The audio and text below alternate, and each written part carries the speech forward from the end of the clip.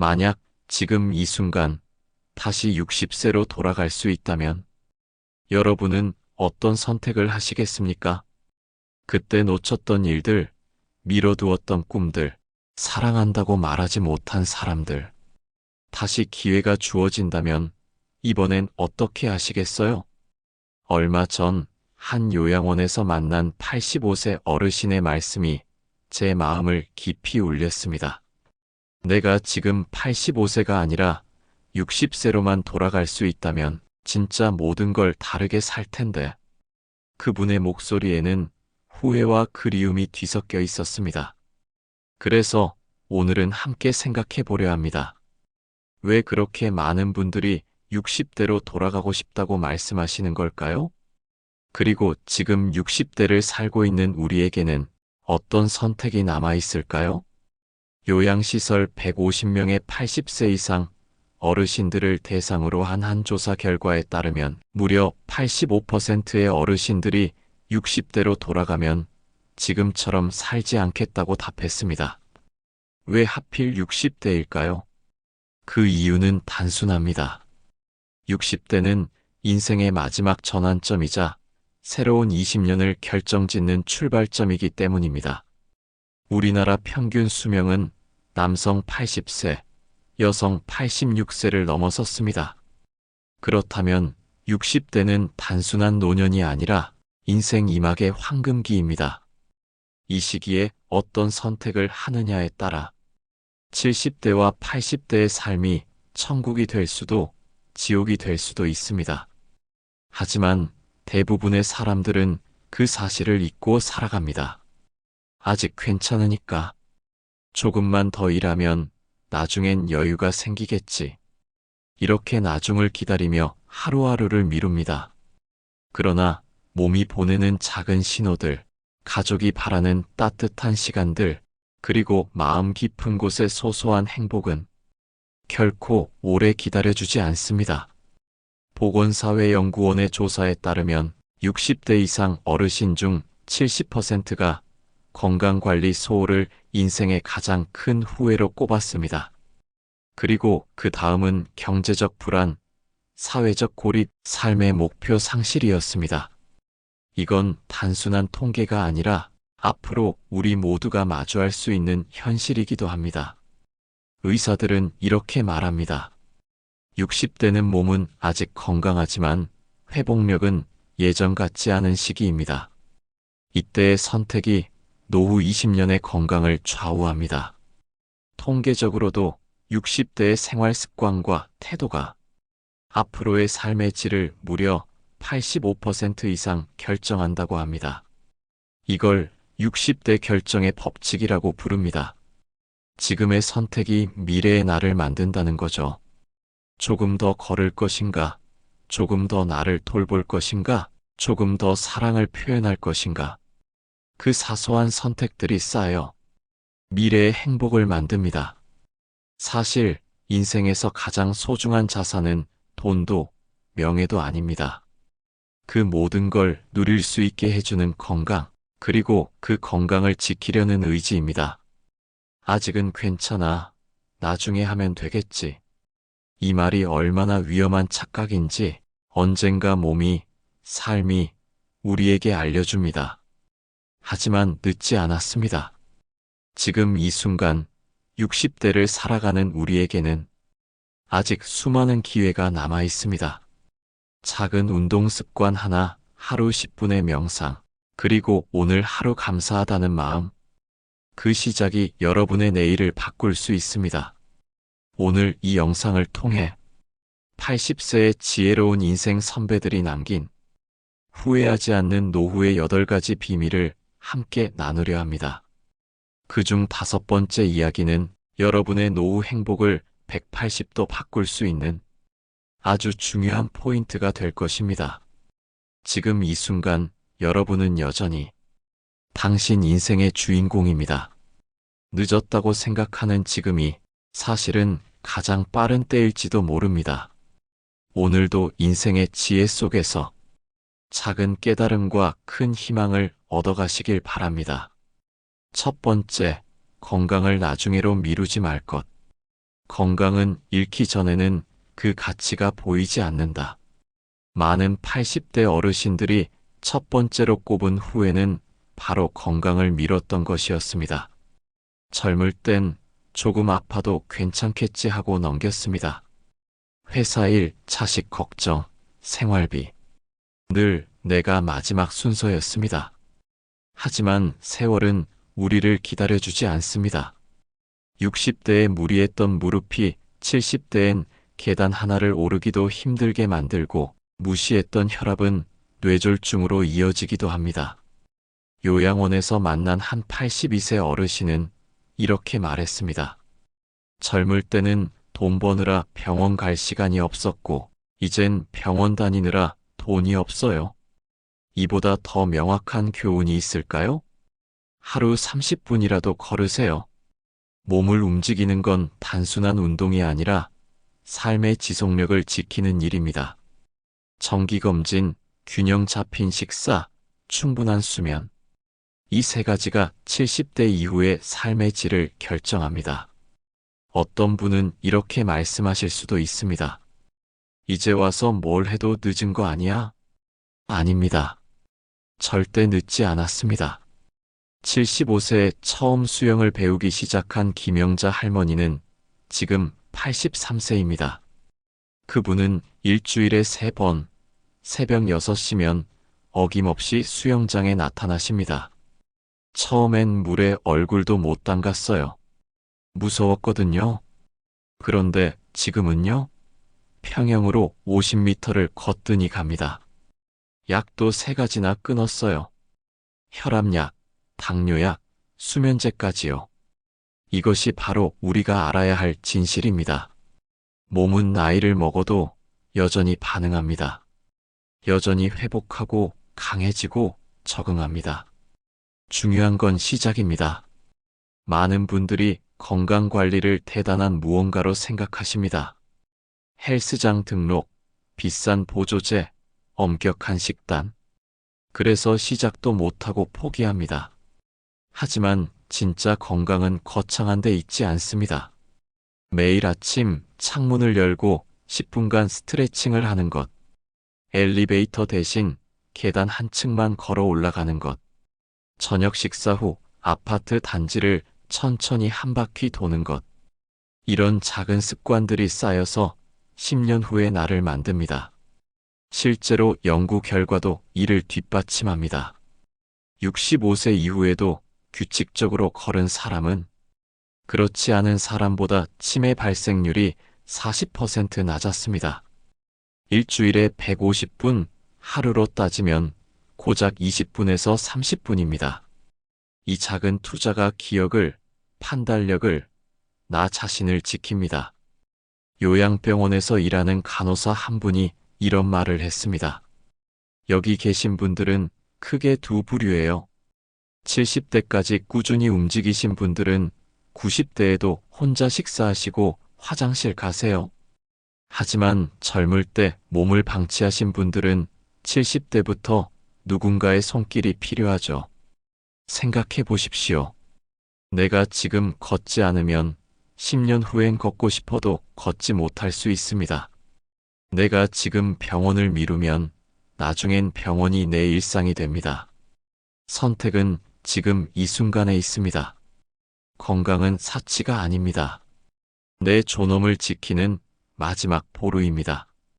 손주들과 공원에서 뛰어놀고 싶고, 배우자와 여행을 다니고 싶고, 스스로 밥을 먹고, 씻고, 입고 싶다면 지금부터 움직여야 합니다. 오늘 저녁 식사 후 현관문을 여십시오. 그리고 밖으로 나가 천천히 걸어보십시오. 10분이면 됩니다. 그 10분이 당신의 내일을 바꿉니다. 건강했을 때는 몰랐어요. 걷는 게 이렇게 소중한 건지. 이 말을 하는 쪽이 아니라 매일 걸었더니 이렇게 건강해졌어요 라고 말하는 쪽이 되시기 바랍니다. 늦었다고 생각할 때가 가장 빠른 때입니다. 지금 바로 이 순간부터 시작하십시오. 두 번째, 인간관계를 정리가 아닌 돌봄으로 바꿀 것. 많은 분들이 은퇴 후 이제 혼자가 편하다고 말씀하십니다. 하지만 80세 어르신들이 공통으로 후회한 것은 바로 사람들과의 관계를 너무 일찍 끊었다는 점이었습니다. 친구의 연락을 귀찮게 여겼던 그때, 이웃과의 인사를 건성으로 넘겼던 순간, 그 모든 작별이 쌓여 외로움이 됩니다. 한 할아버지는 이렇게 말씀하셨습니다. 돈이 없으면 조금 불편하지만 사람이 없으면 하루가 너무 길어요. 전화 한 통, 밥 한 끼로 인연을 이어가세요. 관계는 한번 멀어지면 다시 잇기 어렵습니다. 60대는 사람을 정리하는 시기가 아니라 사람을 다시 돌보는 시기입니다. 우리는 언제부터 이렇게 혼자가 되었을까요? 직장을 다닐 때는 동료들이 있었습니다. 아이들을 키울 때는 학부모 모임이 있었습니다. 그런데 은퇴하고 자식들이 독립하면서 어느새 연락할 사람이 손에 꼽을 정도가 되었습니다. 처음에는 이게 편하다고 느껴집니다. 이제 눈치 볼 것도 없고 좋네. 혼자 있으니 자유롭고 편해. 하지만 그 편함이 익숙해질 무렵 우리는 깨닫게 됩니다. 고요함과 고독은 한 끗 차이라는 것을요. 73세 박술래 할머니는 3년 전까지만 해도 집에만 계셨습니다. 남편과 단둘이 사는 삶이 충분하다고 생각하셨죠. 그런데 남편이 갑자기 쓰러지셨습니다. 뇌경색이었습니다. 병원 복도에 혼자 앉아 있는데요. 연락할 사람이 없더라고요. 자식들은 멀리 살고 친구들은 다 연락이 끊긴 지 오래고. 그때 깨달았어요. 내가 너무 혼자가 되어 있었구나. 다행히 남편은 회복하셨습니다. 그리고 박 할머니는 달라지셨습니다. 예전에 다니던 성당에 다시 나가기 시작하셨고 아파트 부녀회 활동도 시작하셨습니다. 지금은 매주 수요일이면 친구 4명과 함께 점심을 드십니다. 사람들 만나는 게 처음엔 피곤했어요. 옷도 입어야 하고 화장도 해야 하고. 그런데 이제는 이 시간이 제일 기다려져요. 집에만 있으면 하루가 안 가는데 사람들 만나고 나면 일주일이 금방 지나가요. 이것이 바로 관계의 힘입니다. 하버드 대학에서 85년간 진행한 연구가 있습니다. 무려 724명을 평생 추적 조사한 이 연구의 결론은 단순했습니다. 행복한 노년을 결정짓는 가장 중요한 요소는 돈도 명예도 아닌 좋은 관계였다. 혼자 있는 시간이 많을수록 치매 위험은 높아지고 우울증 발병률은 2배 이상 증가했습니다. 반대로 친구를 자주 만나는 사람들은 면역력도 높고 수명도 7년 더 길었습니다. 관계는 선택이 아닙니다. 생존의 문제입니다. 하지만 많은 분들이 이렇게 말씀하십니다. 이제 와서 친구를 어떻게 만들어요? 나이 들어서 새로 사람 사귀기가 쉽나요? 틀린 말은 아닙니다. 젊을 때만큼 쉽지는 않습니다. 하지만 불가능하지도 않습니다. 78세 이철수 할아버지는 70세에 스마트폰 사용법을 배우셨습니다. 그리고 옛날 직장 동료들을 하나하나 찾아 카카오톡을 보내셨습니다. 20년 만에 연락하는 사람들도 있었습니다. 처음엔 민망했죠. 갑자기 연락하면 부담스러워하지 않을까? 그런데 막상 연락하니까 다들 반가워하더라고요. 다들 나처럼 심심하게 살고 있었던 거예요. 지금 그분은 한 달에 한 번씩 옛 동료 7명과 만나십니다. 등산도 가고 밥도 먹고 때로는 그냥 공원 벤치에 앉아 수다를 떱니다. 이 사람들 만나면서 제가 살아있다는 게 느껴져요. 웃기도 하고 투덜대기도 하고 옛날 얘기도 하고. 집에 혼자 있으면 하루 종일 TV만 보는데 이렇게 사람들 만나면 뭔가 하루를 산 것 같아요. 관계를 만드는 것이 어렵다면 기존의 관계라도 지켜보십시오. 명절 때만 보던 형제자매에게 한 달에 한 번쯤 전화해 보세요. 오랜만에 연락 온 친구의 전화를 귀찮아하지 마세요. 이웃집 할머니가 엘리베이터에서 말을 걸면 한마디라도 더 나눠보세요. 작은 연결이 쌓여서 큰 의지가 됩니다. 요양원에서 20년을 일한 사회복지사의 말이 있습니다. 여기 계신 어르신들의 가장 큰 차이는 면회객의 유무예요. 가족이나 친구가 자주 오시는 분들은 표정이 살아있어요. 식사도 잘하시고 재활 운동도 적극적으로 하세요. 하지만 아무도 찾아오지 않는 분들은 눈빛부터 달라요. 살아가는 게 아니라 그냥 시간을 보내는 거죠. 당신은 어떤 노년을 맞이하고 싶으십니까? 혼자 조용히 시간을 견디는 노년, 아니면 사람들과 함께 웃고 떠들며 살아가는 노년? 선택은 지금 이 순간에 있습니다. 오늘 한 사람에게만 연락해 보십시오. 오래 연락 못한 친구에게 잘 지내? 라고 문자 한 통 보내보세요. 형제자매에게 전화해서 요즘 어떻게 지내? 물어보세요. 아파트 경비실 아저씨에게 오늘도 수고하세요 한마디 건네보세요. 그 작은 시도가 쌓여서 관계가 되고, 그 관계가 쌓여서 당신의 남은 인생을 지탱하는 기둥이 됩니다. 어느 85세 할머니가 이런 말씀을 하셨습니다. 젊을 땐 성공이 중요하다고 생각했어요. 50대엔 돈이 중요하다고 생각했고요. 그런데 80이 넘어 보니까 가장 중요한 건 사람이더라고요. 내 옆에 누가 있느냐, 내 전화를 받아줄 사람이 있느냐, 그게 전부예요. 이보다 더 명확한 진실이 있을까요? 사람은 혼자 태어나지만 혼자 살 수는 없습니다. 특히 나이가 들수록 더욱 그렇습니다. 관계는 사치가 아니라 생존입니다. 외로움은 질병입니다. 그리고 그 치료제는 바로 사람입니다. 지금 당장 스마트폰을 드십시오. 그리고 오래 연락 못한 그 사람에게 메시지를 보내보세요. 오랜만이야. 잘 지내? 단 5글자면 충분합니다. 그 5글자가 당신의 남은 인생을 바꿀 수 있습니다. 혼자가 편한 게 아닙니다. 함께가 익숙하지 않아서 불편한 것뿐입니다. 그 불편함을 조금만 견디면 당신은 다시 사람 속으로 돌아갈 수 있습니다. 60대는 사람을 정리하는 시기가 아닙니다. 사람을 다시 돌아보고 손을 내밀고 함께 걸어가는 시기입니다. 아직 늦지 않았습니다. 지금 시작하십시오. 세 번째, 배우자와의 시간을 당연하게 여기지 말 것.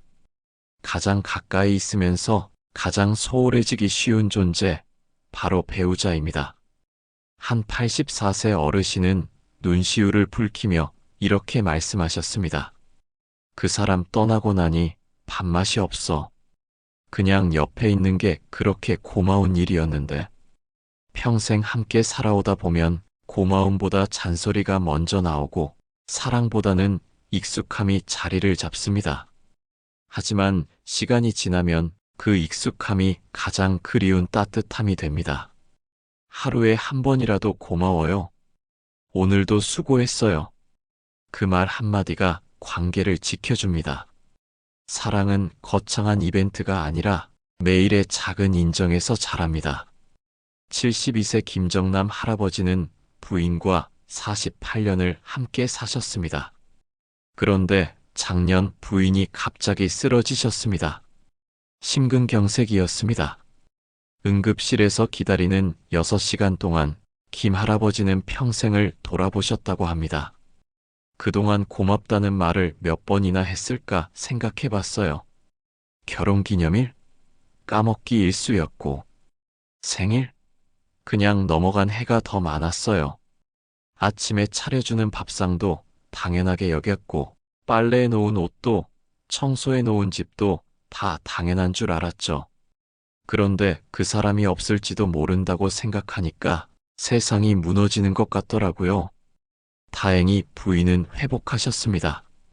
그리고 김 할아버지는 달라지셨습니다. 매일 아침 일어나면 부인에게 첫 마디를 건네십니다.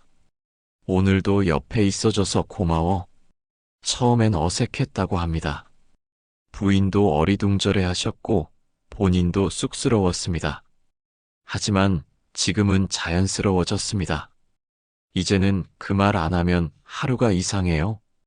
그리고 그 말을 하고 나면 아침이 다르게 보여요. 같은 밥상인데 더 맛있고 같은 집인데 더 따뜻하게 느껴져요. 이것이 바로 감사의 힘입니다. 많은 분들이 착각하십니다. 오래 함께 산 부부는 말하지 않아도 다 안다고. 이제 와서 고맙다, 사랑한다, 그런 말 할 나이가 지났다고. 하지만 그것은 착각입니다. 말하지 않으면 전해지지 않습니다. 아무리 오래 함께 살았어도 표현하지 않으면 상대는 알 수 없습니다. 79세 윤미숙 할머니의 이야기가 있습니다. 남편과 55년을 함께 사셨는데 남편은 평생 말이 없는 분이셨다고 합니다. 그 사람은 사랑한다는 말을 단 한 번도 안 했어요. 감사하다는 말도 수고했다는 말도 없었죠. 처음엔 그러려니 했는데 40년, 50년 지나니까 나는 이 사람한테 뭐였을까? 그런 생각이 들더라고요. 그냥 밥 해주는 사람? 빨래 해주는 사람? 윤 할머니는 2년 전 남편에게 조심스럽게 말씀하셨습니다. 여보, 나는 당신한테 고맙다는 말 한 번 듣고 싶어요. 남편은 처음엔 당황하셨다고 합니다. 뭔 소리야? 내가 평생 당신하고 살았는데 그게 고맙다는 거 아니야? 하지만 윤 할머니는 울면서 말씀하셨습니다. 그걸 말로 들어야 알지 어떻게 알아요? 그날 이후 남편은 변하셨습니다. 서툴지만 고맙소 한마디를 하기 시작하셨습니다. 식사 후에, 외출 전에, 잠들기 전에 그 한마디가 저를 살렸어요. 55년 만에 처음으로 제가 인정받는다는 느낌을 받았어요. 이 사람이 나를 필요로 한다는 게 느껴졌죠. 관계는 공기와 같습니다. 있을 때는 당연하지만 없으면 숨을 쉴 수 없습니다. 배우자도 마찬가지입니다. 건강할 때는 옆에 있는 게 당연합니다. 아침에 일어나서 마주치는 것도, 밥상에 마주 앉는 것도, 밤에 옆에 누워 있는 것도 다 당연합니다. 하지만 그 당연함이 영원하지 않다는 것을 우리는 너무 늦게 깨닫습니다. 통계가 있습니다. 배우자를 잃은 65세 이상 노인의 40%가 1년 이내에 우울증을 겪습니다. 그리고 배우자를 잃은 남성의 경우 2년 이내 사망률이 30% 증가한다고 합니다. 왜 그럴까요? 단순히 외로워서가 아닙니다. 살아갈 이유를 잃어버리기 때문입니다. 이 사람을 위해 밥을 해야지. 이 사람이 좋아하는 반찬을 만들어야지. 이 사람과 산책을 가야지. 그런 이유들이 하루를 살아가게 만듭니다. 그런데 그 사람이 사라지면 아침에 일어날 이유조차 희미해집니다. 85세 한 할아버지는 이렇게 말씀하셨습니다. 집사람 떠나고 1년이 지났는데 아직도 적응이 안 돼요. 밥을 먹어도 맛이 없고 TV를 봐도 재미가 없어요. 제일 힘든 건 밤이에요. 옆에 누가 없다는 게 이렇게 외로운 줄 몰랐어요. 평생 옆에 있으니까 당연한 줄만 알았죠. 이제 와서 후회해도 소용없지만 살아있을 때 더 잘해줄 걸, 그 말을 더 자주 할 걸, 그게 매일 후회돼요. 여러분은 마지막으로 배우자에게 언제 고맙다고 말했습니까? 언제 사랑한다고 말했습니까? 언제 수고했다고, 미안하다고, 옆에 있어줘서 다행이라고 말했습니까? 아마 많은 분들이 기억하지 못할 것입니다. 그만큼 우리는 가장 가까운 사람을 당연하게 여기며 살아갑니다. 하지만 오늘부터라도 바꿔보십시오. 아침에 일어나면 잘 잤어? 한마디 건네보세요. 밥을 차려주면 고마워. 잘 먹을게 말해보세요. 외출할 때 다녀올게. 조심해 인사하고 나가보세요. 잠들기 전에 오늘도 고생했어 말해보세요. 처음엔 어색할 수 있습니다. 50년, 60년을 함께 살면서 한 번도 안 하던 말을 갑자기 하려니 쑥스럽고 민망할 수 있습니다. 하지만 그 어색함을 견디십시오. 그 어색함을 넘어서면 전혀 다른 관계가 시작됩니다. 70세 부부 상담을 전문으로 하는 한 심리 상담사는 이렇게 말합니다. 70대 부부들이 제일 많이 하는 말이 이제 와서 뭐해요? 이제 와서 사랑한다는 말을 어떻게 해요? 지금까지 안 하고 살았는데 갑자기 하면 이상하잖아요. 하지만 제가 드리는 답은 항상 같아요. 지금이라도 시작하세요. 내일은 더 늦습니다. 실제로 이 상담사의 조언을 따라 서로에게 감사 인사를 시작한 부부들은 관계가 놀랍도록 개선되었다고 합니다. 다툼이 줄어들고 서로를 배려하는 마음이 생기고 무엇보다 함께 있는 시간이 행복해졌다고 합니다. 배우자는 당신이 선택한 사람입니다. 수많은 사람 중에서 바로 그 사람을 선택했습니다. 그리고 그 사람도 당신을 선택했습니다. 그 선택이 평생의 인연이 되었고, 함께 집을 꾸렸고, 자식을 키웠고, 온갖 어려움을 함께 견뎌왔습니다. 그런데 우리는 왜 가장 고마워해야 할 그 사람에게 제일 무심해지는 걸까요? 오늘, 지금 이 순간부터 바꾸십시오. 배우자가 옆에 있다면 그 손을 한번 잡아보세요. 그리고 말해보세요. 여보, 고마워. 옆에 있어줘서. 그 한마디가 당신의 남은 인생을 바꿀 것입니다. 그 한마디가 상대의 하루를 밝혀줄 것입니다. 사랑은 거창한 게 아닙니다. 매일의 작은 인정, 매일의 작은 감사, 매일의 작은 관심입니다. 그리고 그 작은 것들이 쌓여서 평생을 함께 살아갈 힘이 됩니다. 배우자를 당연하게 여기지 마십시오. 그 사람이 옆에 있는 오늘이 어쩌면 마지막일 수도 있습니다.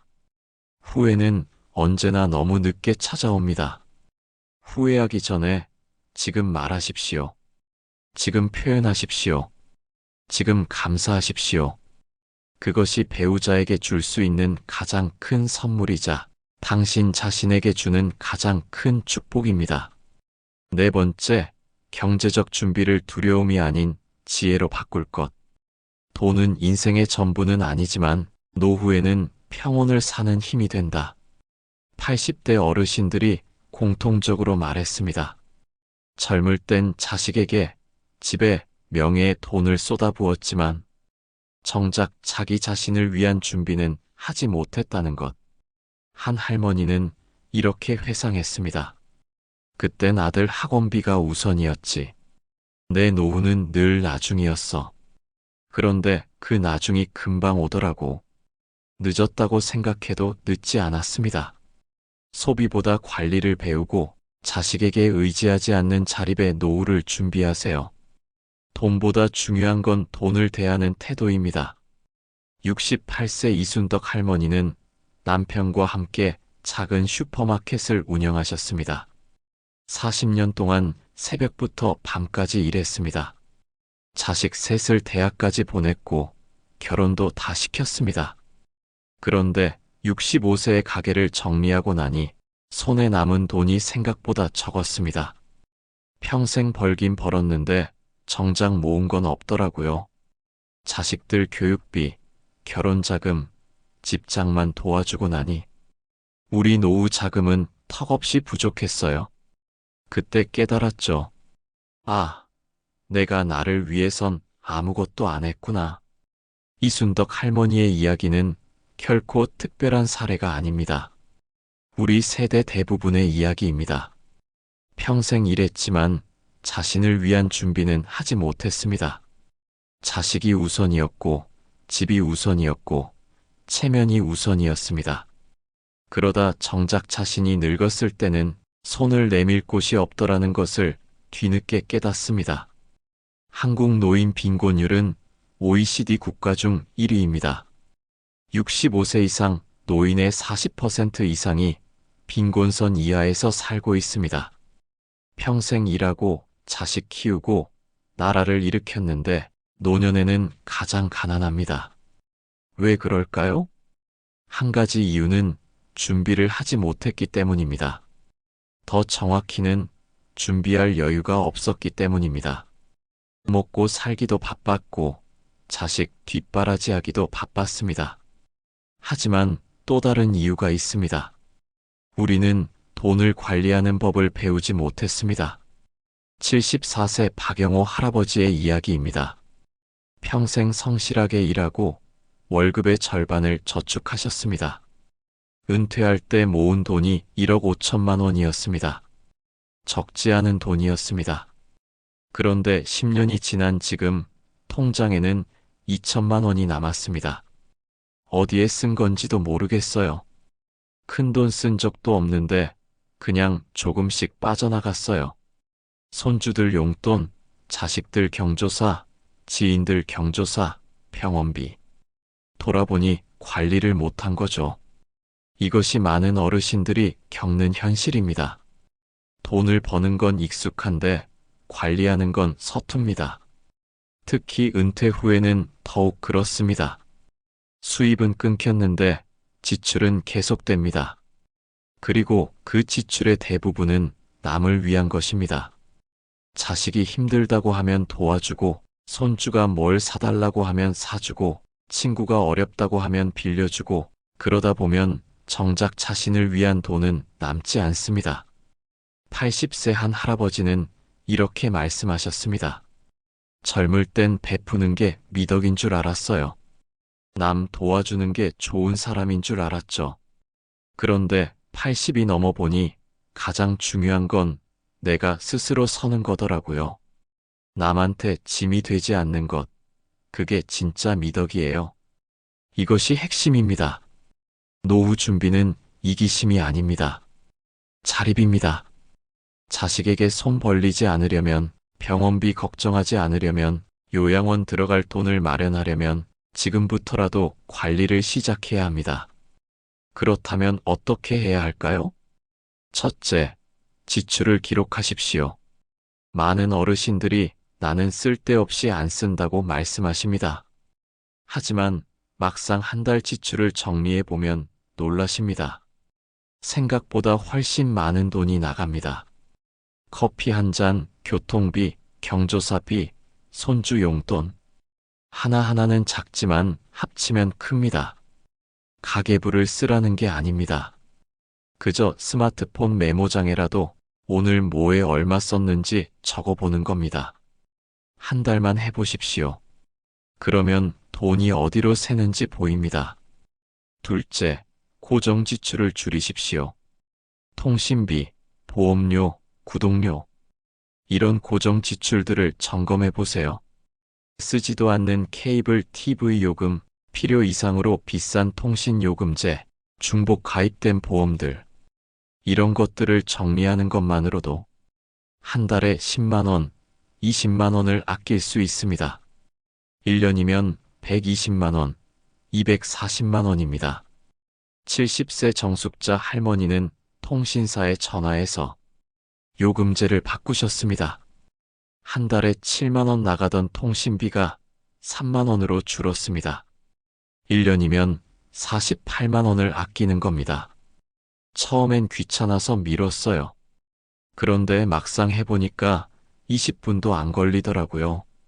그 20분으로 1년에 50만 원 가까이 아꼈으니 시간당 150만 원을 번 셈이죠. 셋째, 자식에게 주는 돈의 한계를 정하십시오. 이게 제일 어렵습니다. 자식이 힘들다는데 어떻게 외면합니까? 손주가 뭘 사달라는데 어떻게 안 사줍니까? 하지만 명심하십시오. 당신이 경제적으로 무너지면 결국 그 짐은 자식에게 갑니다. 지금 100만 원 도와주고 10년 후에 자식한테 1000만 원 손 벌리는 것과 지금 도와주지 않고 10년 후에도 스스로 살아가는 것 중 어느 것이 자식을 위하는 길일까요? 답은 명확합니다. 76세 김영철 할아버지는 3년 전부터 원칙을 정하셨습니다. 자식에게 주는 돈은 1년에 200만 원까지. 그 이상은 절대 주지 않는다고. 처음엔 아들이 섭섭해했어요. 아버지가 인색해지셨네 그러더라고요. 그래서 제가 말했죠.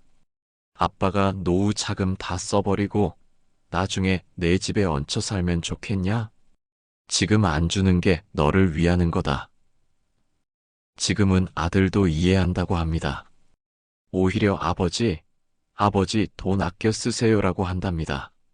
넷째, 작은 수입이라도 만드십시오. 은퇴했다고 해서 수입이 완전히 끊길 필요는 없습니다. 큰 돈이 아니어도 됩니다. 한 달에 30만 원, 50만 원이라도 들어오면 심리적으로 큰 차이가 납니다. 요즘은 70대도 할 수 있는 일이 많습니다.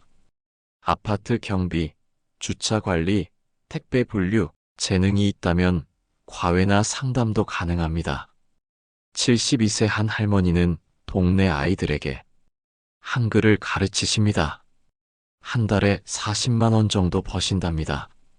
큰 돈은 아니지만 이게 있고 없고의 차이는 커요. 연금하고 이거 합쳐서 생활비로 쓰고 예금은 손대지 않으니까 마음이 편해요. 다섯째, 건강을 지키십시오. 노후 자금의 가장 큰 적은 병원비입니다. 아무리 돈을 잘 모아도 아프면 순식간에 사라집니다. 실제로 65세 이상 노인의 평균 의료비는 월 30만 원이 넘습니다. 큰 병에 걸리면 수천만 원이 들어갑니다. 그래서 건강관리는 경제관리입니다. 운동하고 건강검진 받고 약 잘 챙겨 먹는 것이 노후 자금을 지키는 가장 확실한 방법입니다. 마지막으로 두려워하지 마십시오. 많은 어르신들이 돈 이야기만 나오면 불안해하십니다. 나는 이제 늦었어. 돈이 너무 없어서 어떻게 할 수가 없어. 하지만 포기하면 정말 끝입니다. 지금이라도 관리하기 시작하면 10년 후가 달라집니다. 83세 한 할머니는 이렇게 말씀하셨습니다. 70세에 돈 관리를 시작했어요. 주변에서 다들 지금 와서 뭐 하냐고 했죠. 그런데 13년이 지난 지금 저는 자립하고 있어요. 자식한테 손 안 벌리고 병원비 걱정 안 하고 이게 얼마나 큰 자유인지 몰라요? 돈은 인생의 전부가 아닙니다. 하지만 노후에는 존엄을 지키는 도구입니다. 자식에게 짐이 되지 않고 원하는 병원에 가고 먹고 싶은 것 먹고 하고 싶은 것 하려면 돈이 필요합니다. 그 돈을 두려움이 아닌 지혜로 관리하십시오. 오늘부터 시작하십시오. 오늘 쓴 돈을 메모하고 불필요한 지출을 하나 줄이고 자식에게 줄 돈을 다시 한번 생각해보고 건강검진 예약을 잡으십시오. 그 작은 실천이 쌓여서 당신의 10년 후를 바꿉니다. 늦었다고 생각할 때가 가장 빠릅니다. 지금 이 순간부터 시작하십시오. 다섯 번째, 배우지 않음을 후회하지 말고 지금이라도 배우기 시작할 것. 많은 어르신들이 공통적으로 말씀하셨습니다. 그때 컴퓨터나 영어라도 조금 배워둘 걸. 손주가 물어볼 때 몰라서 답 못해준 게 제일 속상했어. 배움에는 나이가 없습니다. 60대 이후의 공부는 경쟁이 아니라 삶의 활력소입니다. 독서, 글쓰기, 스마트폰 배우기, 그림 그리기. 배움은 단순한 취미가 아니라 뇌를 젊게 마음을 풍요롭게 만드는 최고의 비법입니다. 새로운 것을 배우는데 두려움을 갖지 마세요. 나이가 드는 건 어쩔 수 없지만 늙어가는 건 선택입니다. 71세 최영순 할머니는 3년 전까지만 해도 스마트폰을 두려워하셨습니다. 자식들이 사준 스마트폰을 서랍에 넣어두고 예전 폴더폰만 고집하셨죠. 뭐가 뭔지 모르겠고 자꾸 엉뚱한 데를 눌러서 화면이 바뀌니까 그냥 무서웠어요. 나이 먹어서 이런 건 못 배운다고 생각했죠. 그런데 코로나19가 찾아왔습니다. 손주들을 만날 수 없게 되었습니다. 영상 통화를 해야 손주 얼굴을 볼 수 있다는 말에 최 할머니는 용기를 냈습니다. 동네 주민센터에서 하는 무료 스마트폰 교육에 등록하셨습니다. 처음 한 달은 정말 힘들었다고 합니다. 같은 걸 100번도 더 물어보고 집에 와서는 종이에 순서를 적어가며 연습하셨습니다. 그런데 신기한 일이 일어났습니다. 2달째부터 재미가 붙기 시작했습니다. 손주와 영상 통화를 하고 사진을 찍어서 보내고 날씨도 검색하고 요리법도 찾아보게 되었습니다. 지금 최 할머니는 유튜브로 운동 영상을 보며 스트레칭을 하십니다. 카카오톡으로 친구들과 단톡방을 만들어 수다를 떱니다. 심지어 손주에게 이모티콘까지 보내십니다. 처음엔 불가능하다고 생각했는데 하다 보니까 되더라고요. 지금은 스마트폰 없는 삶은 상상도 못해요. 그리고 뭔가를 배운다는 게 이렇게 재미있는 줄 몰랐어요. 머리도 맑아지는 것 같고 하루하루가 지루하지 않아요. 이것이 바로 배움의 힘입니다. 많은 분들이 착각하십니다. 나이가 들면 머리가 굳어서 새로운 걸 배울 수 없다고, 젊은 사람들만 배울 수 있다고. 하지만 그건 사실이 아닙니다.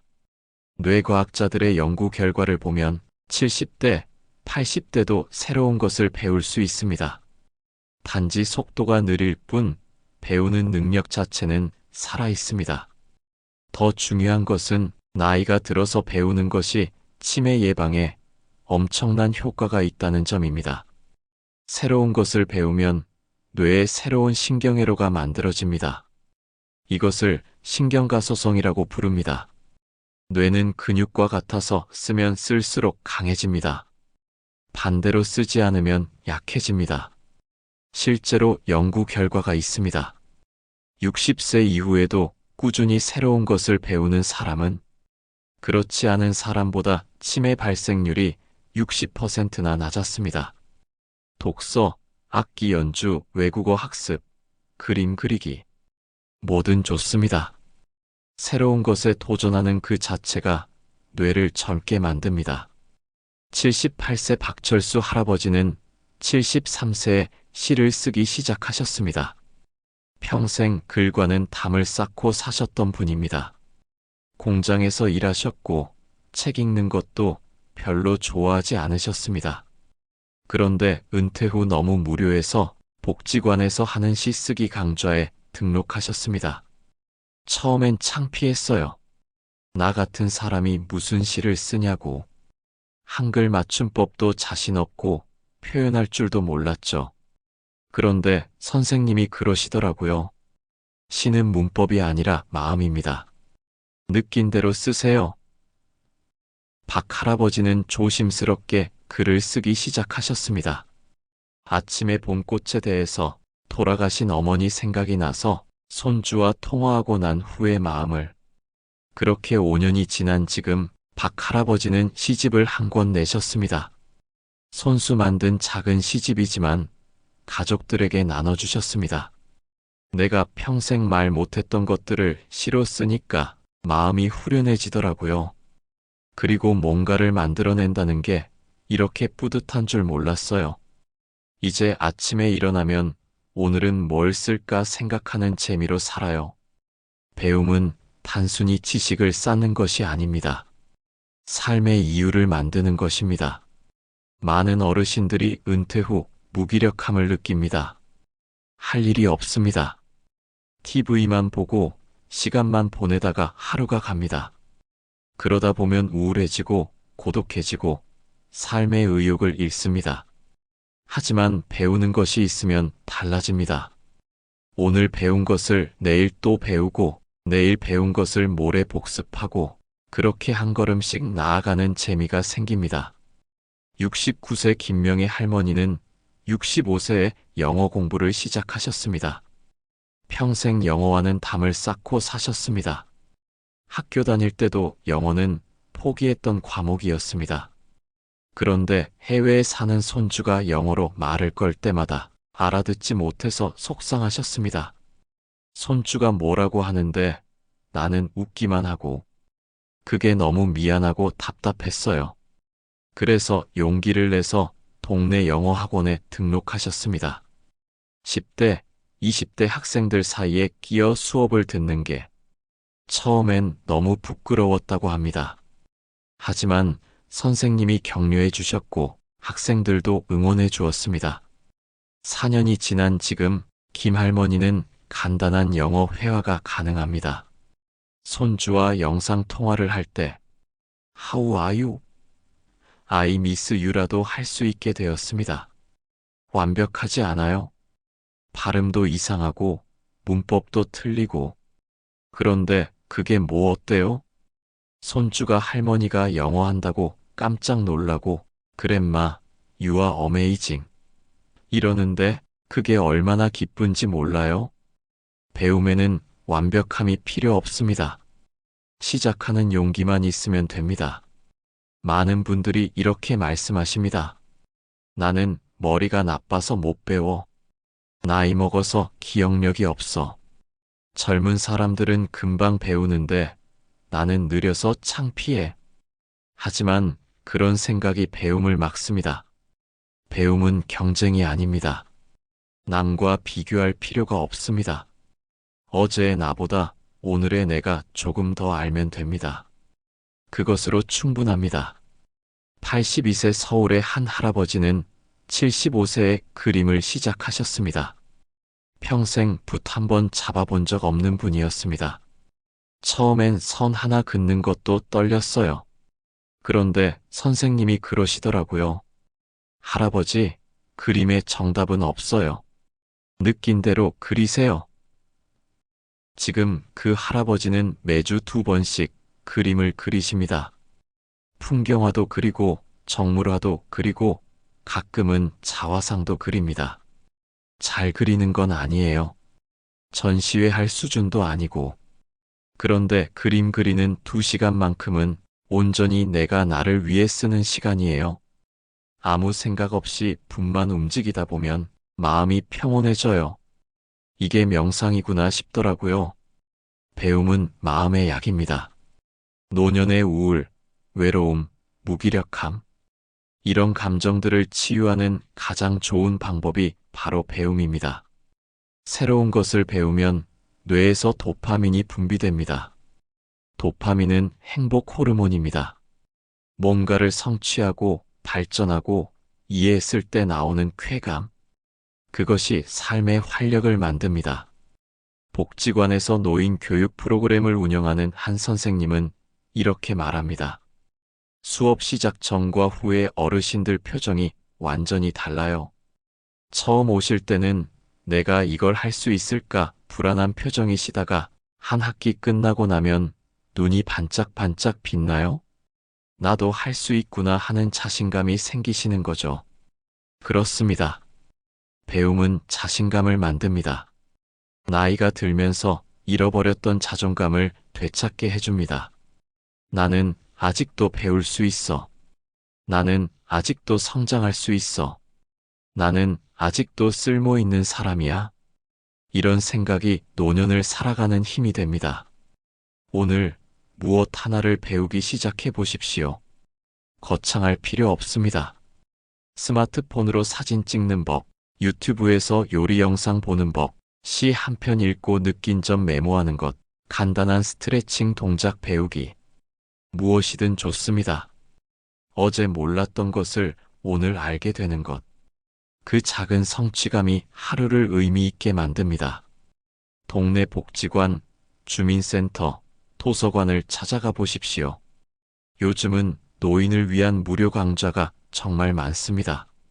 스마트폰 교육, 글쓰기, 그림, 노래, 운동, 외국어.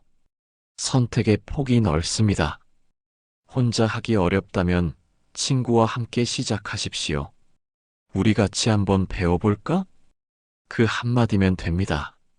배우지 않은 것을 후회만 하지 마십시오. 지금이라도 배우십시오. 75세에 시작해도 85세까지 10년입니다. 10년이면 전문가가 될 수도 있습니다. 적어도 즐길 수는 있습니다.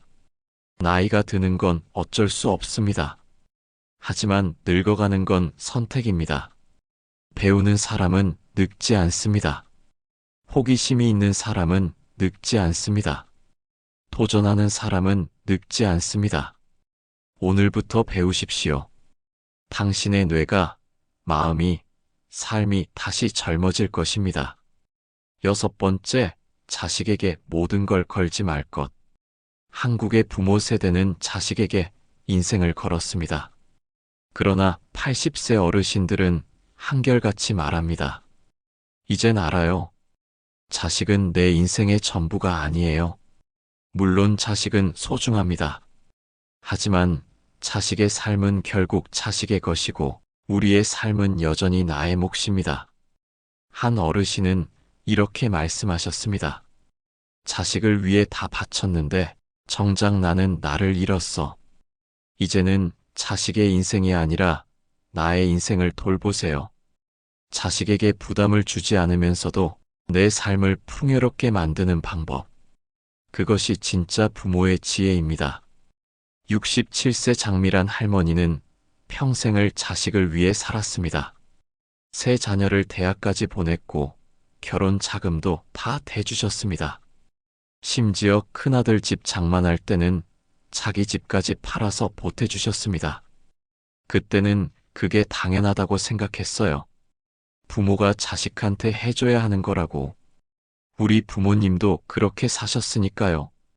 그렇게 모든 걸 쏟아부은 지 40년. 정작 장할머니 손에 남은 건 없었습니다. 전세집에 살고 국민연금으로 간신히 생활하십니다. 그런데 더 힘든 건 마음이었습니다. 자식들은 각자 바쁜 삶을 살고 있었습니다. 명절에 잠깐 들르는 게 전부였습니다. 전화를 해도 바빠서 나중에 통화할게요 하고 끊었습니다. 섭섭했죠. 내가 이렇게까지 해줬는데. 그런데 어느 순간 깨달았어요. 자식들한테 화낼 게 아니구나.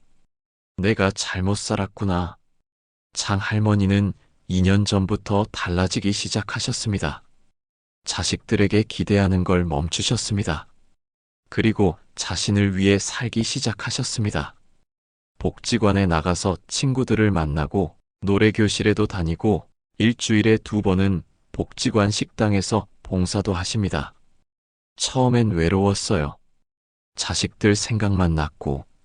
그런데 나를 위해 뭔가를 하기 시작하니까 자식들 생각이 덜 나더라고요. 그리고 알게 됐어요. 내 인생은 내 거구나. 이것이 많은 부모 세대가 깨닫지 못하는 진실입니다.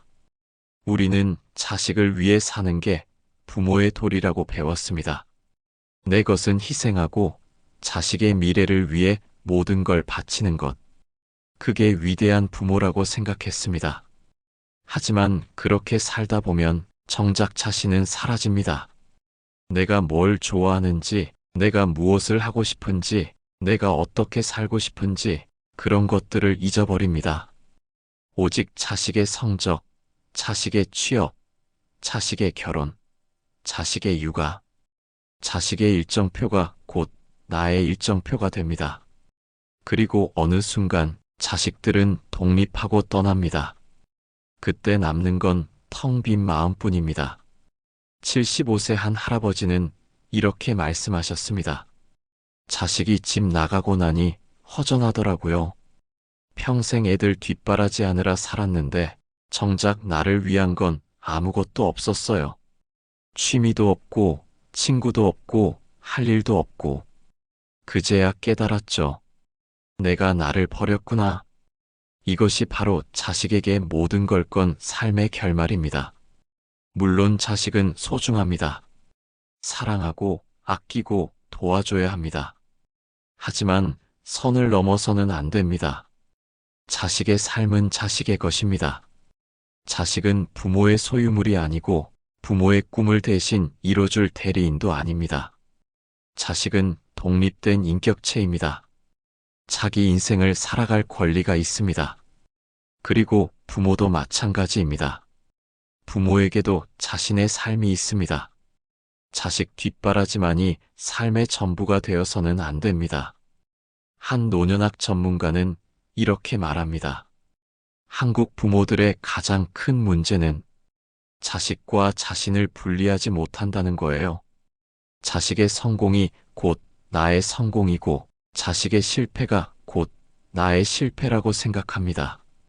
그러다 보니 자식에게 과도하게 개입하고 정작 자신의 삶은 방치하게 되죠. 70세 박순이 할머니는 5년 전까지만 해도 아들 집에 매일 가서 손주를 돌봐주셨습니다. 아침 7시에 가서 저녁 8시에 돌아오는 생활이었습니다. 며느리가 일하니까 당연히 내가 돌봐줘야 한다고 생각했어요. 그런데 1년, 2년 지나니까 제 몸이 말을 안 듣더라고요. 허리도 아프고 무릎도 아프고 그런데도 계속 갔어요. 안 가면 미안할 것 같아서. 결국 박 할머니는 쓰러지셨습니다. 과로였습니다. 병원에 입원해서 한 달을 누워 계셨습니다. 그때 깨달으셨다고 합니다. 내가 쓰러지면 아무도 날 대신 살아주지 않는구나. 내 건강은 내가 지켜야 하는구나. 퇴원 후 박 할머니는 아들에게 말씀하셨습니다. 미안하지만 이제는 일주일에 2번만 갈게. 엄마도 엄마 인생이 있어. 처음엔 아들 내외가 섭섭해했습니다. 하지만 지금은 이해한다고 합니다. 오히려 어머니, 너무 무리하지 마세요라고 한답니다. 처음 용기 내는 게 어려웠어요. 자식한테 미안하고 나쁜 엄마 같고. 그런데 막상 거절하고 나니까 속이 후련하더라고요. 그리고 알게 됐어요. 경계를 정하는 게 나를 위해서도 자식을 위해서도 좋은 거구나. 경계를 정하는 것은 사랑의 부족이 아닙니다. 오히려 건강한 사랑입니다. 부모가 자기 삶을 살아야 자식도 죄책감 없이 자기 삶을 살 수 있습니다. 부모가 행복해야 자식도 자유로워집니다. 반대로 부모가 자식에게 모든 걸 희생하면 그것은 사랑이 아니라 짐이 됩니다. 자식은 그 무게를 감당해야 합니다. 우리 엄마는 나한테 모든 걸 희생했어. 그러니 나는 엄마한테 잘해줘야 해. 엄마 기대에 부응해야 해. 이런 부담감이 자식을 짓누릅니다. 그리고 결국 관계를 멀어지게 만듭니다. 72세 이철수 할아버지는 아들과 사이가 좋지 않았습니다. 아들이 의대에 가길 바랐는데 예수를 선택했습니다. 할아버지는 실망하셨고 아들은 반발했습니다. 10년 넘게 서먹하게 지냈습니다. 명절에도 형식적으로만 인사하고 헤어졌습니다. 그러다 3년 전 할아버지가 암 진단을 받으셨습니다. 병원에서 혼자 앉아 계실 때 문득 이런 생각이 드셨답니다. 내가 왜 아들한테 그렇게 집착했을까? 아들 인생은 아들 거인데 왜 내 뜻대로 살라고 강요했을까? 할아버지는 퇴원 후 아들에게 편지를 쓰셨습니다. 미안하다. 아빠가 잘못 생각했다. 내 인생은 내 거다. 내가 하고 싶은 걸 해라. 아빠는 이제 아빠 인생을 살겠다. 그 편지를 받고 아들이 찾아왔습니다. 둘은 처음으로 진솔한 대화를 나누셨습니다. 그때 아들이 울더라고요. 아빠, 나도 아빠 사랑해. 근데 아빠가 너무 무거웠어. 그 말을 듣고 가슴이 뜨끔했어요. 내가 사랑이라고 한 게 아들한테는 짐이었구나. 지금 두 분은 한 달에 한 번씩 만나십니다. 예전처럼 자주는 아니지만 만나면 편안합니다. 서로의 삶을 존중하면서 만나니까 오히려 관계가 좋아졌습니다. 이것이 건강한 부모-자식 관계입니다. 서로의 경계를 존중하고 서로의 삶을 인정하고 서로에게 부담을 주지 않는 것. 그것이 진짜 사랑입니다. 많은 부모들이 착각합니다. 자식한테 다 해주는 게 사랑이다. 자식 없이는 못 산다. 자식이 잘 돼야 내가 행복하다. 하지만 그건 의존입니다. 사랑이 아니라 집착입니다. 진짜 사랑은 놓아주는 것입니다. 자식의 선택을 존중하고 자식의 실패도 받아들이고 자식이 자기 방식대로 살아가도록 내버려 두는 것. 그리고 나는 나의 삶을 사는 것. 자식이 잘 되든 못 되든 나는 나의 행복을 찾는 것. 자식과 상관없이 나의 삶을 풍요롭게 만드는 것. 그것이 성숙한 부모의 모습입니다. 오늘부터 생각을 바꿔보십시오. 자식을 위해 뭘 더 해줄까? 가 아니라 나를 위해 오늘 뭘 할까? 자식이 언제 연락 올까?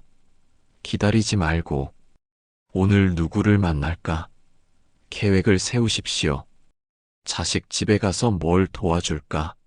가 아니라 오늘 나는 뭘 하고 싶을까? 물어보십시오.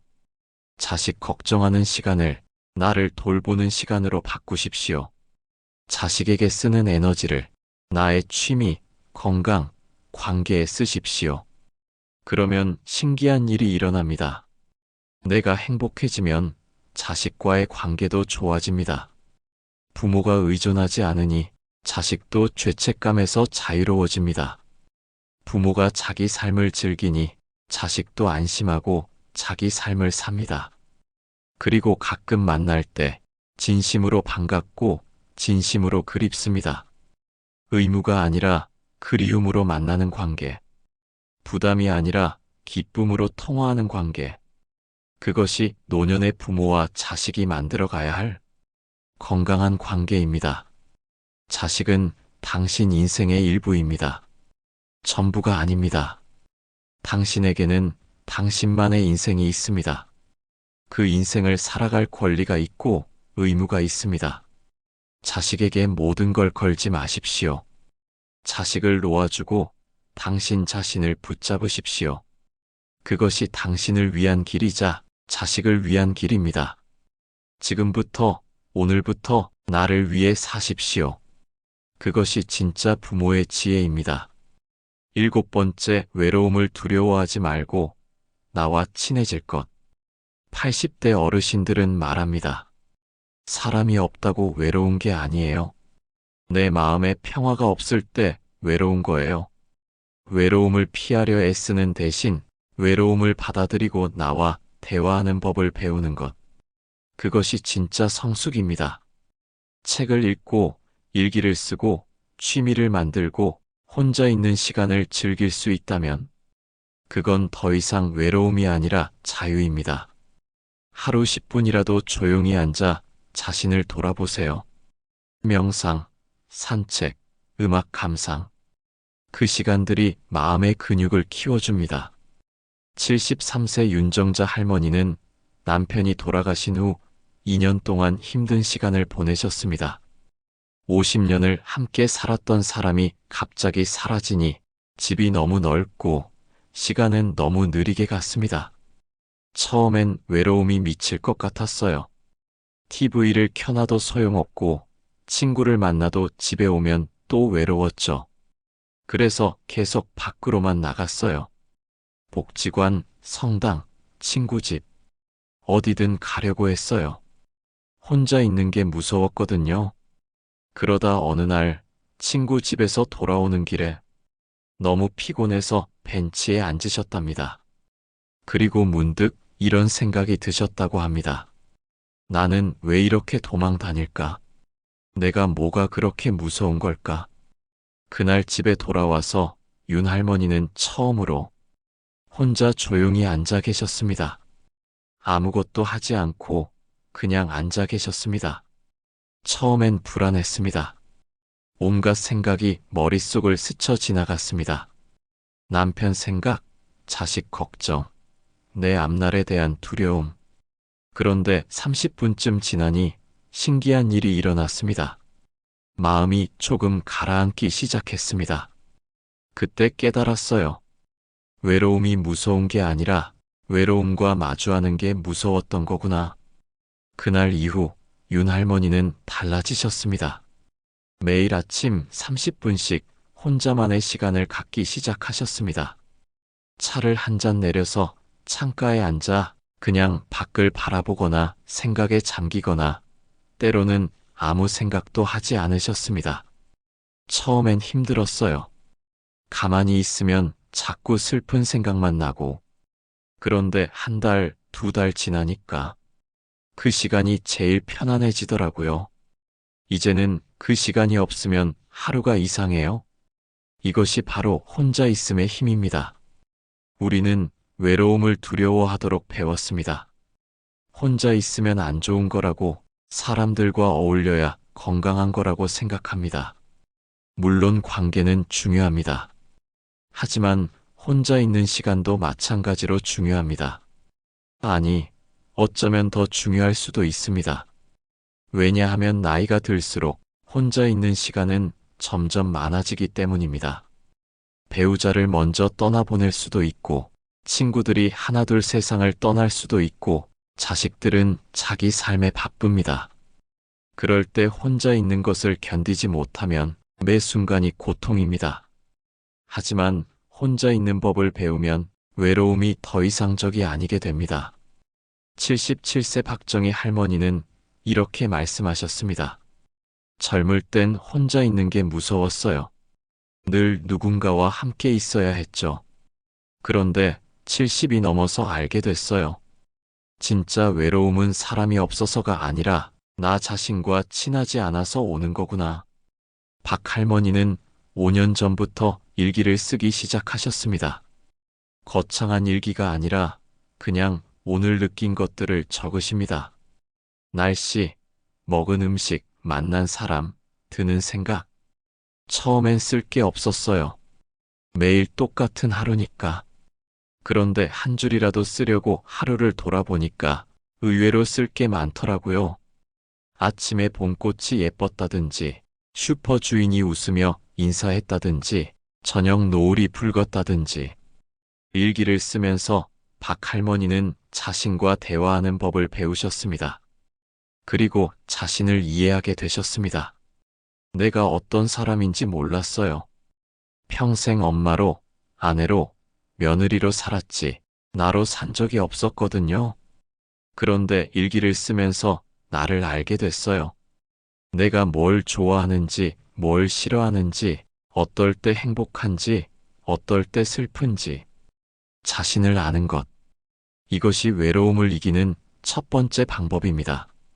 많은 사람들이 외로움을 피하려고만 합니다. TV를 켜놓고 라디오를 틀고 사람들을 만나고 끊임없이 무언가로 채우려고 합니다. 하지만 그건 임시 방편일 뿐입니다. 진짜 외로움은 사라지지 않습니다. 진짜 외로움을 해결하려면 외로움과 마주 앉아야 합니다. 내가 왜 외로운가?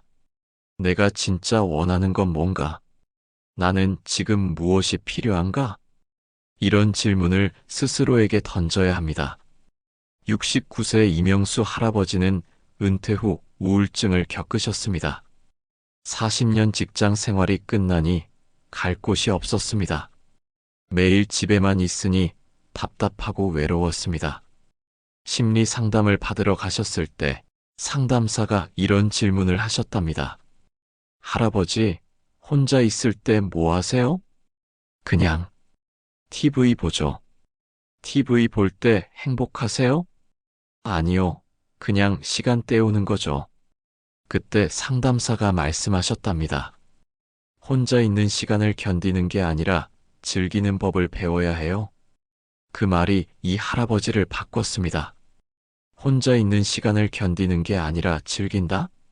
어떻게? 상담사는 구체적인 방법을 알려주셨습니다. 명상, 독서, 산책, 글쓰기, 그림 그리기. 혼자서도 할 수 있는 즐거운 일들. 이 할아버지는 그 중에서 산책을 선택하셨습니다. 매일 아침 1시간씩 동네를 걸으셨습니다. 처음엔 지루했습니다. 그냥 걷기만 하는 게 무슨 재미인가 싶었습니다.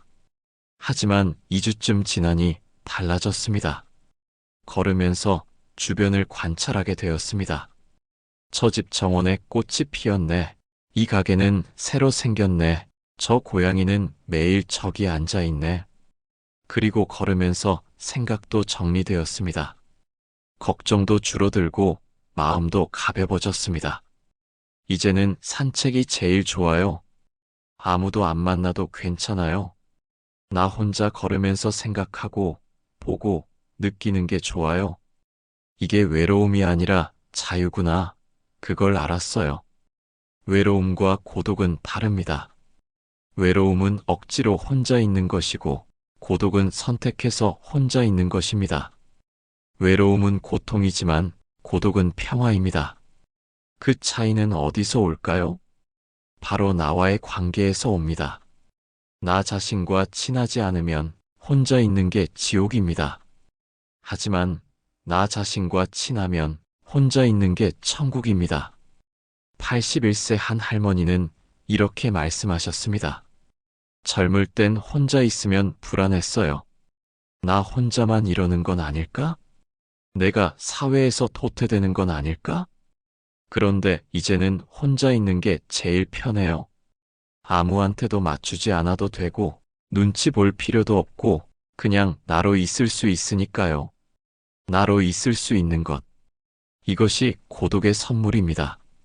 사람들과 함께 있을 때는 늘 무언가를 맞춰야 합니다. 말투도 표정도 행동도. 하지만 혼자 있을 때는 그냥 나로 있으면 됩니다. 편한 옷을 입고 하고 싶은 대로 하고 생각하고 싶은 대로 생각하면 됩니다. 이 자유를 즐길 줄 아는 사람은 외로움을 두려워하지 않습니다. 그렇다면 어떻게 나와 친해질 수 있을까요? 첫째, 하루 10분이라도 혼자만의 시간을 만드십시오. 스마트폰도 끄고 TV도 끄고 그냥 조용히 앉아 있는 시간. 처음엔 불편할 것입니다. 온갖 생각이 떠오를 것입니다. 하지만 그 불편함을 견디십시오. 일주일, 한 달 지나면 그 시간이 평화로워집니다. 둘째, 나 자신에게 질문을 던지십시오. 나는 지금 행복한가? 나는 뭘 원하는가? 나는 어떤 사람인가? 이런 질문들을 통해 나를 알아가십시오. 셋째, 혼자서 할 수 있는 취미를 만드십시오. 독서, 글쓰기, 그림, 음악 감상, 산책, 명상. 무엇이든 좋습니다. 혼자서도 즐길 수 있는 것이 있으면 혼자 있는 시간이 지루하지 않습니다. 넷째, 자신을 판단하지 마십시오. 나는 왜 이렇게 외로운가? 나는 왜 이렇게 약한가? 이런 판단은 도움이 되지 않습니다. 그냥 있는 그대로 받아들이십시오. 오늘 나는 외롭구나. 괜찮아, 그럴 수 있어. 자신에게 친절하십시오. 다섯째, 외로움을 숨기지 마십시오. 외로운 건 부끄러운 게 아닙니다. 인간이라면 누구나 느끼는 감정입니다. 외로움을 인정하는 순간 외로움의 힘이 약해집니다. 나는 지금 외로워. 그리고 그건 괜찮아. 이렇게 말할 수 있을 때 외로움은 더 이상 적이 아니게 됩니다. 76세 정은숙 할머니는 이렇게 말씀하셨습니다. 외로움을 피하려고 애쓸 땐 더 외로웠어요.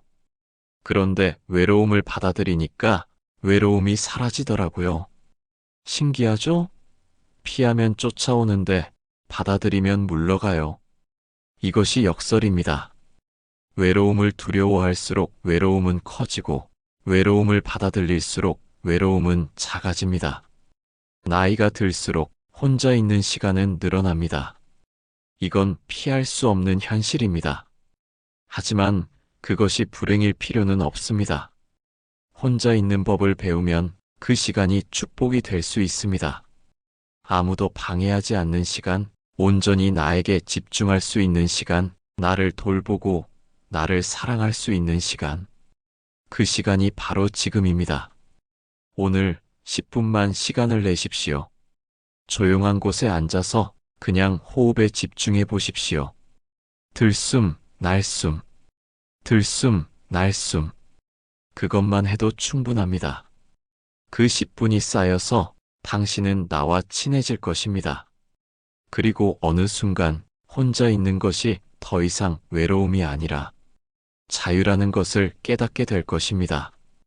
외로움을 두려워하지 마십시오. 외로움과 친구가 되십시오. 그것이 노년을 평화롭게 살아가는 가장 큰 지혜입니다.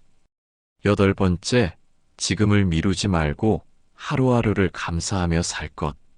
마지막으로 80대 어르신들이 공통으로 남긴 말이 있습니다. 행복은 나중에 오는 게 아니에요. 지금 내가 느끼면 그게 행복이에요. 우리는 늘 나중에 행복해지겠다고 말합니다. 나중에 여행 가야지, 나중에 친구 만나야지. 하지만 그 나중이 오지 않는 날이 언젠가 찾아옵니다. 오늘의 햇살, 커피 한 잔, 가족의 웃음소리. 이 모든 것이 이미 충분한 행복입니다. 감사하는 마음은 나이를 거꾸로 돌립니다. 74세 김순애 할머니는 5년 전 유방암 진단을 받으셨습니다. 의사가 말했습니다. 6개월 정도 남았을 것 같습니다. 그날 밤 김 할머니는 잠을 이루지 못하셨습니다. 머릿속이 복잡했습니다. 아, 나는 이제 끝이구나. 해야 할 일들이 너무 많은데, 나중에 하려던 게 너무 많은데. 그런데 새벽에 문득 이런 생각이 드셨답니다. 그래, 6개월이면 180일이야. 하루하루를 후회 없이 살자. 다음 날부터 김 할머니는 달라지셨습니다. 아침에 눈을 뜨면 이렇게 말씀하셨습니다. 오늘도 살아있네. 감사합니다. 창밖을 보며 햇살을 느끼고 아침 식사를 하며 밥맛에 감사하고 길을 걸으며 두 다리가 있음에 감사했습니다. 그리고 하고 싶었던 것들을 하나씩 시작하셨습니다. 친구들에게 연락해서 차 한 잔 마시고 가보고 싶었던 바닷가에 가보고 쓰고 싶었던 편지를 가족들에게 써보고 매일매일이 선물 같았어요. 어제까지 당연하다고 생각했던 모든 게 너무 소중하게 느껴졌어요. 그렇게 6개월이 지났습니다. 그런데 김 할머니는 여전히 살아계셨습니다. 재검사를 받으니 암이 많이 줄어들었답니다. 의사도 놀랐습니다. 할머니, 뭘 특별히 하셨어요? 아무것도 안 했어요. 그냥 매일을 감사하며 살았어요. 지금 김 할머니는 79세입니다. 5년이 더 흘렀지만 여전히 건강하게 사십니다. 그리고 지금도 매일 아침 눈을 뜨면 이렇게 말씀하신답니다. 오늘도 살아있네. 감사합니다. 그 6개월이 제 인생을 바꿨어요. 죽음을 앞두고 나서야 삶이 얼마나 소중한지 알았죠. 이제는 매일이 보너스예요. 하루하루가 선물이에요. 이것이 바로 우리가 배워야 할 교훈입니다. 우리는 너무 많은 것을 미룹니다. 나중에 시간 나면 해야지. 나중에 돈 모으면 가야지. 나중에 건강해지면 해야지. 하지만 그 나중은 영원히 오지 않을 수 있습니다. 77세 박영철 할아버지는 평생 아내에게 여행을 약속하셨습니다. 은퇴하면 제주도 가자. 70대면 유럽 가자. 나중에 시간 나면 전국 일주하자. 하지만 늘 미뤘습니다. 돈이 부족하다고, 시간이 없다고, 건강이 안 좋다고. 그러다 아내가 갑자기 쓰러지셨습니다. 뇌졸중이었습니다. 지금 아내는 요양병원에 계십니다. 의식은 있지만 말도 못하고 걷지도 못하십니다. 박 할아버지는 매일 병원에 가서 아내 손을 잡고 계십니다. 그리고 후회하십니다. 그때 그냥 갈걸? 돈이 좀 모자라도, 시간이 좀 없어도 그냥 갈걸? 이제 와서 후회해도 소용없어요. 이제는 같이 갈 수도 없어요. 박 할아버지의 눈가에 눈물이 맺혔습니다. 여러분한테 제가 꼭 하고 싶은 말이 있어요. 하고 싶은 거 있으면 지금 하세요. 만나고 싶은 사람이 있으면 지금 만나세요. 나중은 없어요. 지금이 전부예요. 이 말이 얼마나 진실인지 모릅니다. 우리에게 주어진 시간은 무한하지 않습니다. 60대, 70대, 80대. 남은 시간은 점점 줄어듭니다. 하지만 그것을 두려워할 필요는 없습니다. 오히려 그 사실이 지금을 더 소중하게 만듭니다. 시간이 무한하다면 오늘 하지 않아도 괜찮습니다. 내일도 있고 모레도 있으니까. 하지만 시간이 유한하다면 오늘이 중요해집니다. 오늘이 마지막일 수도 있으니까. 그래서 현명한 사람들은 오늘을 살아갑니다. 71세 이경희 할머니는 매일 아침 감사일기를 쓰십니다. 하루를 시작하기 전에 어제 감사했던 것 3가지를 적으십니다. 별것 아닌 것들이에요. 어제 날씨가 좋았다. 손주가 전화했다. 저녁 반찬이 맛있었다. 이런 것들이요. 처음엔 쓸 게 없었답니다. 감사할 만한 특별한 일이 없었으니까. 하지만 억지로라도 3가지를 찾다 보니 일상 속에 감사할 것들이 너무 많다는 걸 깨달으셨습니다. 아침에 눈을 뜬 것, 걸을 수 있는 다리, 볼 수 있는 눈, 들을 수 있는 귀. 당연하다고 생각했던 모든 게 사실은 기적이더라고요. 감사일기를 3년째 쓰고 계신 이 할머니는 삶을 대하는 태도가 완전히 바뀌셨습니다. 예전엔 불평이 많았어요. 날씨가 덥다, 춥다, 밥이 짜다, 싱겁다, 자식이 전화를 안 한다, 너무 자주 한다. 늘 뭔가 불만족스러웠어요. 그런데 감사일기를 쓰면서 내가 얼마나 많은 걸 가지고 있는지 보이더라고요. 지금 내가 가진 것만으로도 충분히 행복할 수 있다는 걸 알았어요. 이것이 감사의 힘입니다. 감사는 단순한 긍정적인 생각이 아닙니다. 삶을 바라보는 관점의 전환입니다. 없는 것에 집중하면 불행하고 있는 것에 집중하면 행복합니다. 우리는 늘 없는 것을 세워왔습니다. 돈이 부족하다, 건강이 예전 같지 않다, 친구가 별로 없다, 자식이 자주 안 온다. 하지만 있는 것을 세어보면 어떨까요? 오늘도 숨을 쉴 수 있고, 밥을 먹을 수 있고, 걸을 수 있고, 사랑하는 사람이 있고, 지붕이 있는 집이 있습니다. 이것만으로도 충분히 감사할 일입니다. 세계 어딘가에는 오늘 먹을 밥이 없는 사람이 있고, 걸을 수 없는 사람이 있고, 집이 없는 사람이 있습니다.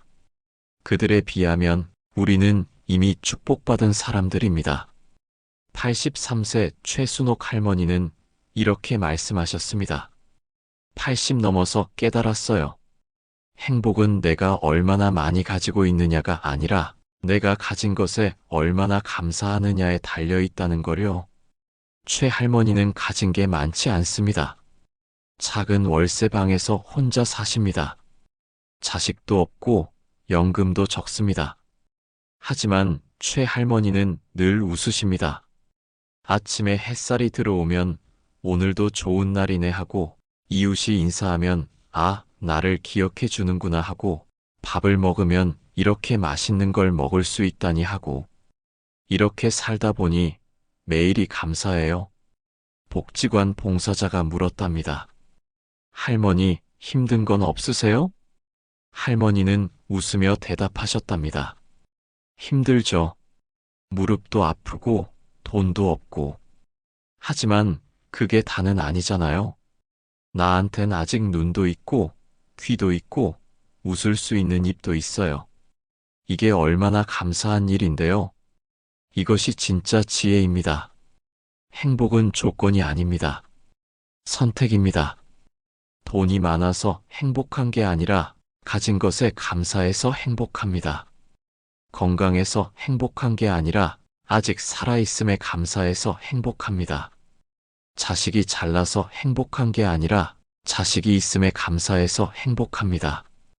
감사는 연습입니다. 처음엔 어색하고 억지스럽습니다. 하지만 계속하다 보면 습관이 됩니다. 그리고 그 습관이 삶을 바꿉니다. 실제로 연구 결과가 있습니다. 매일 감사일기를 쓰는 사람은 그렇지 않은 사람보다 행복도가 25% 높았고 우울증 발병률은 40% 낮았습니다. 감사는 약입니다. 마음의 약입니다. 오늘부터 시작해 보십시오. 아침에 눈을 뜨면 오늘도 살아있어서 감사합니다라고 말해 보세요. 밥을 먹을 때 이 음식을 먹을 수 있어서 감사합니다라고 생각해 보세요. 누군가를 만나면 이 사람을 만날 수 있어서 감사합니다라고 느껴보세요. 처음엔 형식적일 것입니다. 하지만 한 달, 두 달 지나면 그것이 진심이 됩니다. 그리고 어느 순간 세상이 달라 보이기 시작합니다. 같은 하루인데 감사하는 사람에게는 축복으로 보이고 불평하는 사람에게는 짐으로 보입니다. 당신은 어떤 사람이 되고 싶으십니까? 75세 한 할아버지는 이렇게 말씀하셨습니다. 젊을 땐 늘 더 많은 걸 원했어요. 더 많은 돈, 더 큰 집, 더 높은 지위. 그런데 70 넘으니까 깨달았어요. 진짜 행복은 더 많이 가지는 게 아니라 지금 가진 것에 만족하는 거더라고요. 만족. 이것이 행복의 비밀입니다. 만족하지 못하면 아무리 많이 가져도 행복하지 않습니다. 하지만 만족할 줄 알면 조금 가져도 충분히 행복합니다. 그리고 만족은 감사에서 시작됩니다. 감사하는 마음이 있으면 지금 가진 것이 충분하다고 느낍니다. 지금 가진 것이 충분하면 더 이상 갈망하지 않습니다. 갈망하지 않으면 마음이 평화로워집니다. 이것이 바로 노년의 지혜입니다. 지금을 미루지 마십시오. 나중을 기다리지 마십시오. 지금 이 순간이 당신이 가진 전부입니다. 오늘 하고 싶은 일이 있다면 하십시오. 오늘 만나고 싶은 사람이 있다면 만나십시오. 오늘 말하고 싶은 말이 있다면 하십시오. 내일은 오지 않을 수도 있습니다. 아니, 내일이 온다 해도 오늘과 같지 않을 것입니다. 매일매일은 단 한 번뿐입니다. 오늘은 다시 오지 않습니다. 그러니 오늘을 소중히 여기십시오. 지금 이 순간을 감사하십시오. 창밖의 햇살, 손 안에 따뜻한 차 한 잔, 가족의 웃음소리, 친구의 안부 전화, 저녁의 고요함. 이 모든 것이 선물입니다. 그리고 당신이 지금 숨 쉬고 있다는 것. 그것이 가장 큰 선물입니다. 매일 아침 눈을 뜨면 이렇게 말해 보십시오. 오늘도 살아있어서 감사합니다. 오늘 하루를 후회 없이 살겠습니다. 그리고 저녁에 잠들기 전에는 이렇게 말해 보십시오. 오늘 하루도 무사히 보내서 감사합니다. 내일도 이렇게 감사하며 살겠습니다. 이 작은 습관이 당신의 남은 인생을 바꿀 것입니다. 감사하는 마음은 나이를 거꾸로 돌립니다. 감사하는 사람은 늙지 않습니다. 감사하는 사람은 항상 젊습니다. 왜냐하면 감사는 삶을 사랑하는 것이고 삶을 사랑하는 사람은 언제나 살아있기 때문입니다. 지금 이 순간을 사십시오. 지금 이 순간을 감사하십시오. 그것이 80대 어르신들이 우리에게 남긴 마지막 교훈입니다. 80세 인생 선배들이 전한 후에는 결국 더 많이 사랑하지 못한 것, 더 많이 감사하지 못한 것이었습니다. 돌아보면 우리가 후회하는 일들은 대부분 하지 않은 것들입니다. 더 표현하지 못한 사랑, 더 안아주지 못한 가족, 더 감사하지 못한 하루들. 지금의 60대는 아직도 다시 시작할 수 있는 시간을 가진 세대입니다. 건강을 지키고 관계를 돌보고 배우며 감사할 줄 안다면 인생의 이막은 충분히 찬란하게 빛날 수 있습니다. 혹시 오늘 하루가 조금 외롭고 허전하셨나요? 그렇다면 이렇게 자신에게 조용히 말해보세요. 그래, 지금부터 다시 시작하자. 이 한마디는 단순한 위로가 아닙니다.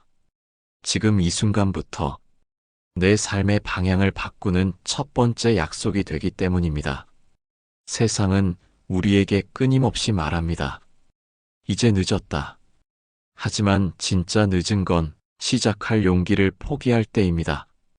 한철 지고 있는 나무도 다음 봄을 위해 조용히 새싹을 준비하듯 우리의 마음도 지금 이 순간 다시 피어날 준비를 하고 있습니다. 60대는 끝이 아니라 인생이 진짜로 익어가는 시기입니다. 젊음은 사라질지 몰라도 지혜와 온도는 깊어집니다. 그리고 그 온도가 누군가에게는 위로가 되고 나 자신에게는 다시 살아갈 힘이 됩니다. 삶의 진짜 아름다움은 더 멀리 가지 않아도 됩니다. 지금 내 옆에 있는 사람, 오늘 마주한 햇살, 따뜻한 한 끼 식사, 그리고 아직도 웃을 수 있는 나 자신. 그 모든 것이 이미 선물입니다. 여러분, 오늘 이 영상이 조금이라도 마음에 남았다면 지금 바로 좋아요와 구독을 눌러주세요. 그 한 번의 클릭은 단순한 버튼이 아니라 여러분의 노후를 더 지혜롭고 풍요롭게 만드는 작은 실천이 될 것입니다. 저희는 앞으로도 여러분의 인생을 더욱 따뜻하게 밝혀줄 이야기를 꾸준히 전해드릴 것입니다. 삶을 다시 바라보게 만드는 이야기, 그리고 마음을 다독여주는 이야기로 여러분 곁을 지켜드리겠습니다. 이제 우리 조용히 마음속으로 이렇게 다짐해 볼까요? 지금 이 순간이 앞으로의 나를 바꾸는 첫 번째 날이다. 그렇습니다. 아직 늦지 않았습니다. 오늘부터 다시 시작합시다. 우리의 인생 이막은 이제 막 펼쳐지고 있습니다.